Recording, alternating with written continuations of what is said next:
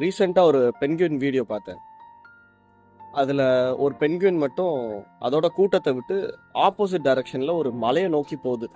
அந்த மலை ஒரு 70 கிலோமீட்டர் தள்ளி இருக்கும். அந்த மலையை நோக்கி போகுது. பார்க்கும்போது அதுக்கு சயின்டிஸ்ட் கிட்ட கேட்டால் அதுக்கு எதுவுமே பதில் இல்லைன்னு சொல்கிறாங்க, ஏன் ஆப்போசிட்டில் போகுதுன்னு. அதோட கூட்டத்தில் இருக்க பென்குயின் கூட பார்த்தா லூஸு, சாப்பாடெலாம் இங்கே தான் கிடைக்கும், ஆப்போசிட்டில் போய்க்கு இருக்குன்னு கூட நினைக்கலாம். பட் எனக்கு ஒரு செகண்ட் அந்த பென்குயினோட தாட் ப்ராசஸ் எப்படி இருக்கும் அப்படின்னு யோசிச்சு பார்க்குறேன். நம்ம எல்லாரும் பண்ணுறது தான் பண்ணணுன்றது ஒன்றும் அவசியம் கிடையாது. நம்ம பண்ணுறது முட்டாள்தனமாக இருந்தாலும் சொந்த முயற்சியாக இருக்கணும்.